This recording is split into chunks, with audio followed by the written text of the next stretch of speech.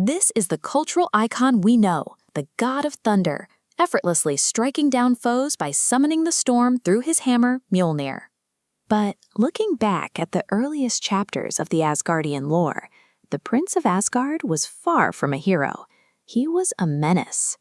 Thor grew up as a glory-seeking prince who spent his youth fiercely testing his own limits for sport, often picking fights with demigods like Hercules just to see who would blink first. By the 9th century, he was leading Vikings into bloody battles on Earth, only abandoning his followers when they crossed a moral line by raiding a Christian monastery. In these early years, Thor treated his immense power and his hammer as blunt instruments of destruction, lacking the basic empathy required to actually lead his people. The situation reached a breaking point when Thor's thirst for combat led him to violate a delicate peace treaty between Asgard and the Frost Giants. King Odin finally saw his son for what he was, an entitled warrior whose recklessness would eventually bring the entire realm to its knees. Odin's solution was absolute. He stripped Thor of his godhood, his memories, and his weapon, casting him down to earth to be broken and rebuilt by the weight of mortal humility. This is where the lesson began. Odin forced Thor's essence into the body of an ordinary human physician named Dr. Donald Blake.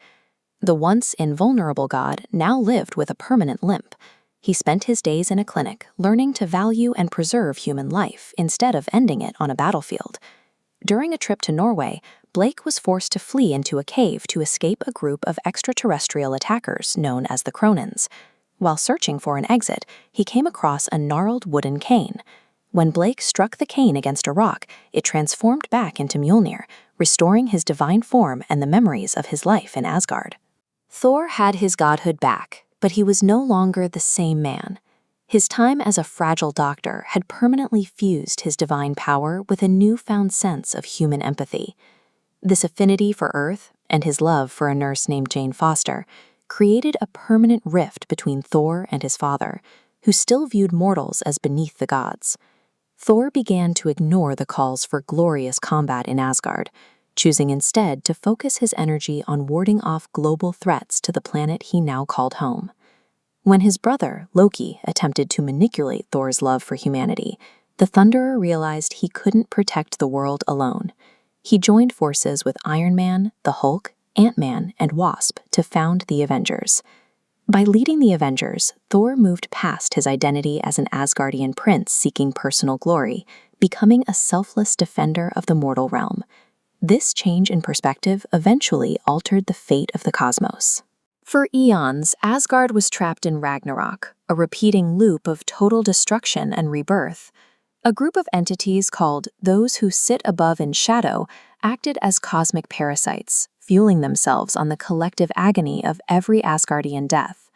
Thor eventually chose to end the suffering by breaking the cycle. He allowed Asgard to fall completely, sacrificing the realm to starve these shadow gods and free his people from the loop forever. When the time came to restore his home, Thor bridged his two worlds by moving the rebuilt city of Asgard to hover directly over the small town of Broxton, Oklahoma. Placing the realm of gods in the American Midwest represented the final synthesis of his divine heritage and his chosen duty to the mortal world. Through these trials, the name Thor became something more than a birthright. It evolved into a moral mantle that had to be earned through worthiness. During the period where Odinson found himself unable to lift Mjolnir, he abandoned the hammer and his title, taking up a battle axe called Jarnbjorn to continue his fight across the realms. Mjolnir eventually found its way to a new protector, Jane Foster. Though her mortal body was being ravaged by cancer, her spirit remained unshakable. Jane, proving worthy of the hammer, confirmed that godhood isn't a matter of bloodlines or physical strength. It's a measure of one's willingness to sacrifice for others. That sacrifice became literal when a monster called Mangog attacked, threatening to erase the Asgardian people once and for all. Jane Foster knew that transforming into Thor would prevent her body from fighting the cancer. She took up the hammer anyway, using her final moments of life to defeat Mangog and buy the Asgardians time to escape. Thor Odinson's journey and the legacy Jane left behind proves that divine power reaches its true potential only when it is used to protect the fragile.